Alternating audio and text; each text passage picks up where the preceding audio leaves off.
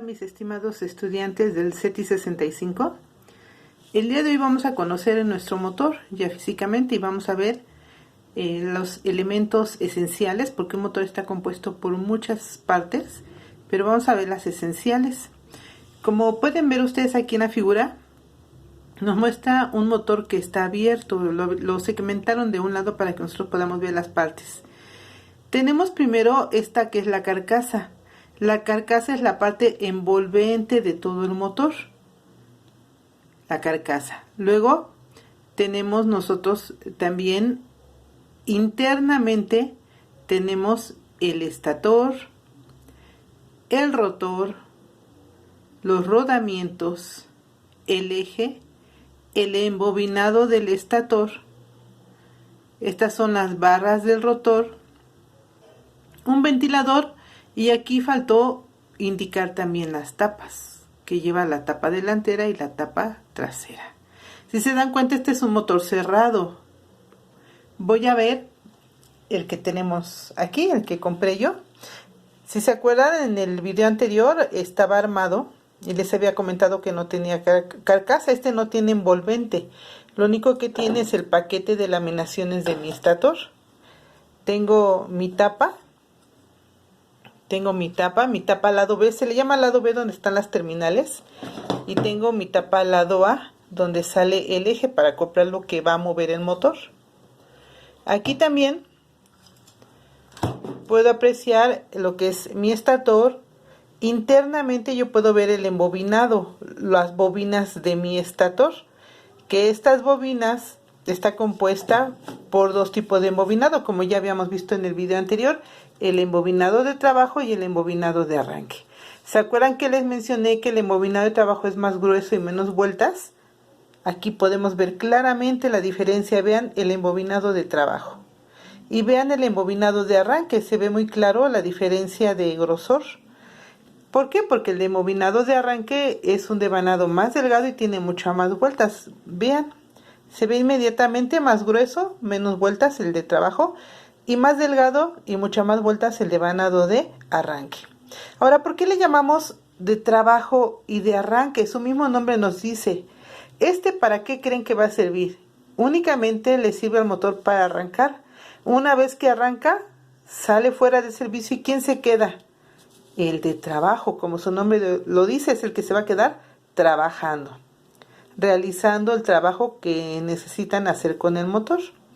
Y aquí en el diagrama yo les había puesto el interruptor centrífugo y el capacitor. Vamos a ver. Aquí en mi tapa lado A, que es contraria a la tapa que lleva las conexiones, las terminales, aquí en esta tapa tengo el rotor. ¿Por qué se llama rotor? Igual su nombre lo dice, porque es el que rota. Algo que rota es que hace un movimiento circular. Este es el que rota, el que se va a mover.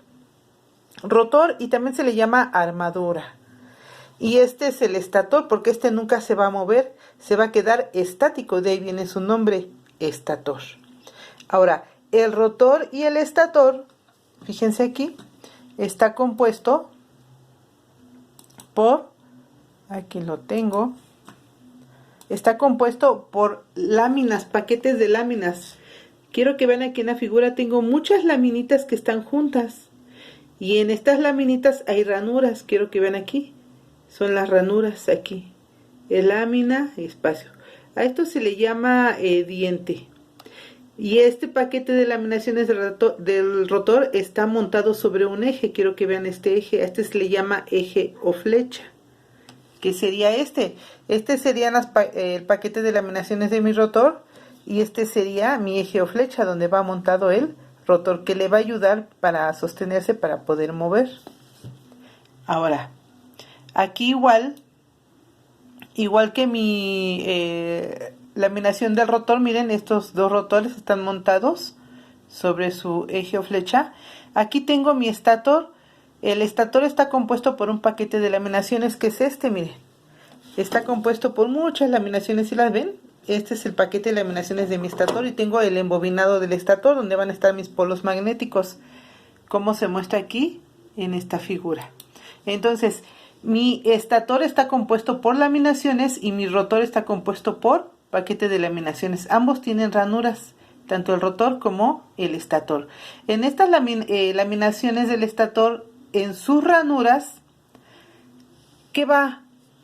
En las ranuras, vean, estas son las ranuras. Aquí vamos a embobinar nuestros polos de campo magnético, nuestras bobinas, la bobina del trabajo y la bobina de arranque. Esas van a ir en mi estator.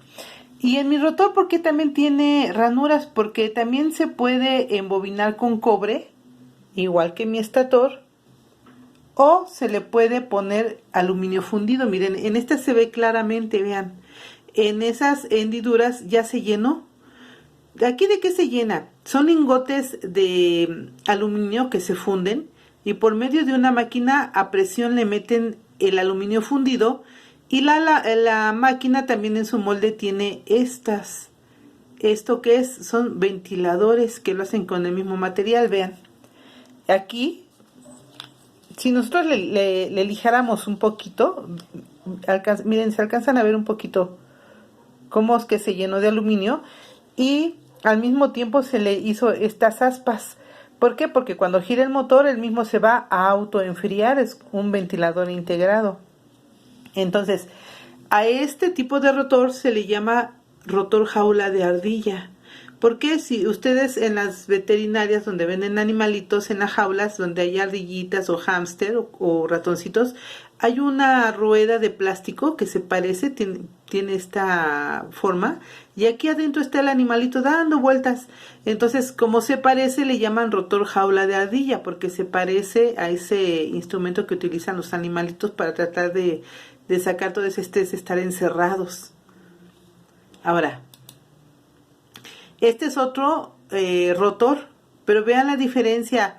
Este tiene bobinas de cobre y este tiene ranuras que están llenas de barras de aluminio. Ambos tienen la misma función, porque tanto el aluminio como el cobre es conductor. Y cuando haya energía en el aluminio o en el cobre, en el conductor, van a circular los electrones y se van a crear campos magnéticos en ambos. En este caso, yo tengo con mi motor un rotor jaula de ardilla. No es devanado. ¿Por qué se le llama rotor devanado? Porque cuando nosotros hacemos las bobinas se le llama devanar o embobinar. Este estator está devanado o embobinado. Generalmente este tipo de rotores lo encontramos en las licuadoras, en las batidoras, en los electrodomésticos. Ahora, vamos a ver la siguiente parte. Aquí fíjense. Bueno, antes me gustaría hacer un repaso breve. Mi motor, como ya les dije, tenía el estator y las tapas. Es decir, aquí va una tapa, del otro lado va la otra y no tiene carcasa. Puede haber motores con carcasa y motores sin carcasa. En este caso el mío no tiene. Tiene sus dos tapas, su tapa lado B, su tapa lado A. Tiene el eje o flecha donde va montada el paquete de laminaciones de mi rotor. ¿Por qué se llama rotor? Porque es el que rota, el que se va a mover. Y este es el paquete de laminaciones de mi estator. ¿Por qué se llama estator? Porque algo que está estático es lo que no se mueve. Esto no se va a mover. Dentro de las laminaciones de mi estator van a ir embobinadas las bobinas de trabajo y las bobinas de arranque. Entonces, ¿qué más tengo? Aquí yo les había dicho del interruptor centrífugo. ¿Cuál es el interruptor centrífugo? Aquí está, miren. Aquí está, y aquí en el eje está este disquito que tiene unos resortes.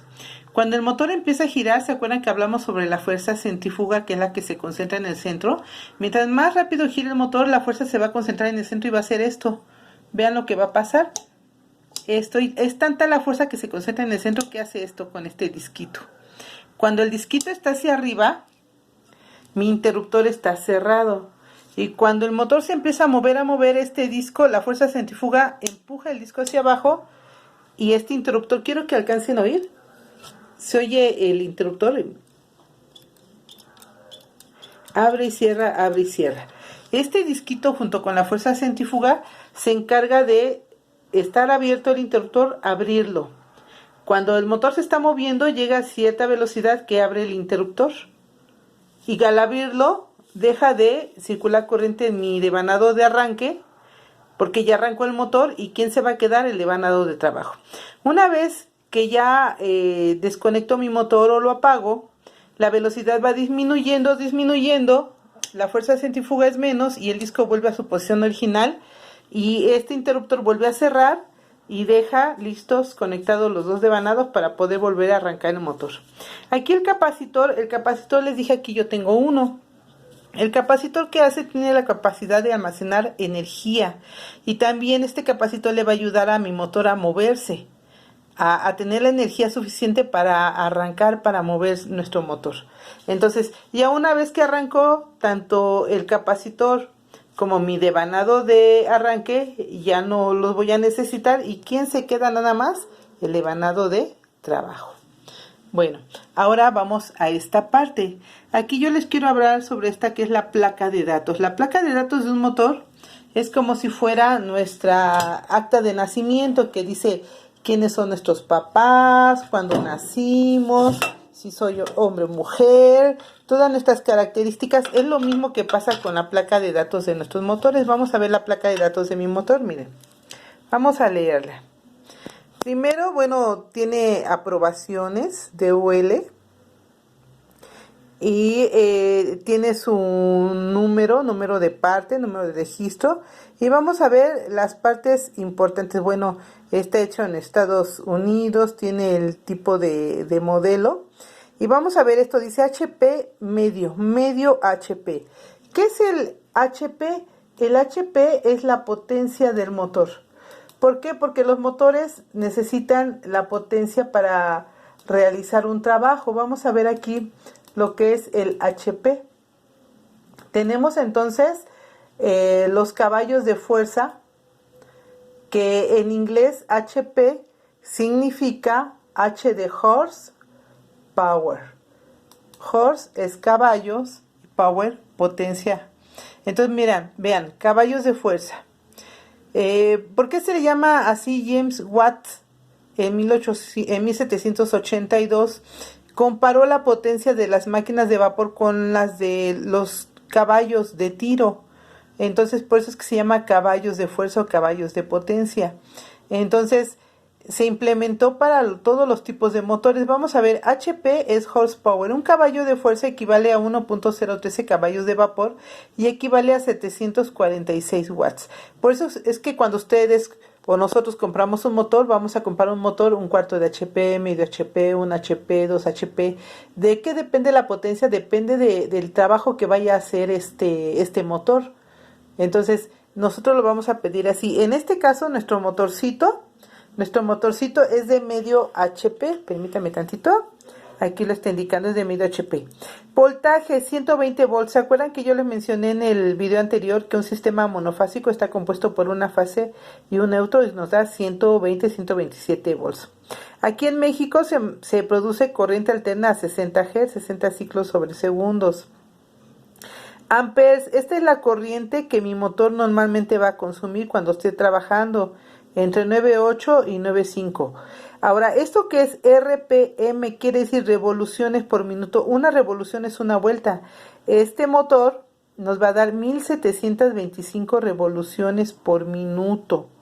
Es la velocidad de mi motor. Ahora, ¿cómo voy a saber que esa velocidad, o sea, qué tiene que ver? Vamos a ver. Esta velocidad se obtiene por medio de esta fórmula. Como ya les dije, es a 60 Hz. Aquí en México tenemos 60 Hz.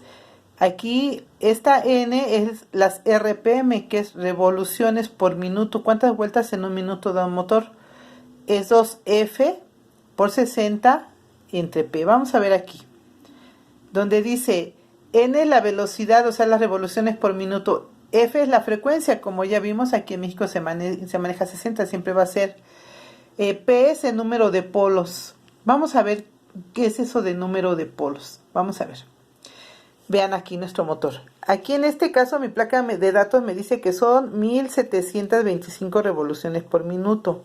Vamos a ver aquí en nuestra tablita, dice 1725 revoluciones por minuto entraría en este rango. ¿Por qué? Porque hay un deslizamiento de 75 RPM, es decir, que puede tener 75 revoluciones más y me quedan de 1800, nos quedan a 1725. ¿A cuántos polos corresponde? A 4 polos. Vamos a ver. ¿Cómo sé de cuántos polos es mi motor? Vamos a ver cuántas bobinas o cuántos devanados tiene el devanado de trabajo. Vamos a ver. Esta es una bobina que tiene varias vueltas o espiras.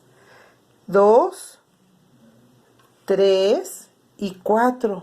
Entonces mi motor es de 4 polos y debe de tener un motor de 4 polos, 1725 revoluciones, como lo indica mi placa de datos. Es decir, que sin que yo abra el motor, cuando yo vea 1725, ya viendo las revoluciones, yo ya sé que es un motor de 4 polos. Si la placa de datos me dijera 3600, un poquito abajo de 3600 correspondería a 2 polos. Ahora vamos a ver de 6 polos, 1200, y de 8 polos, 900 revoluciones. ¿Qué quiere decir eso? Fíjense y analícenlo. Mientras menos polos tenga mi motor, va a ser más rápido. ¿Sí lo ven? Va a ser más rápido.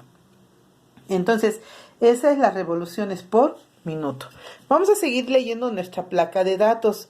Fíjense, aquí me dice que tiene una protección térmica y nos dan su código.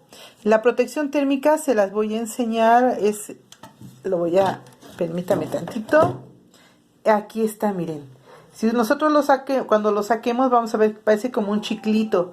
Esa protección térmica es como si fuera un fusible de su casa.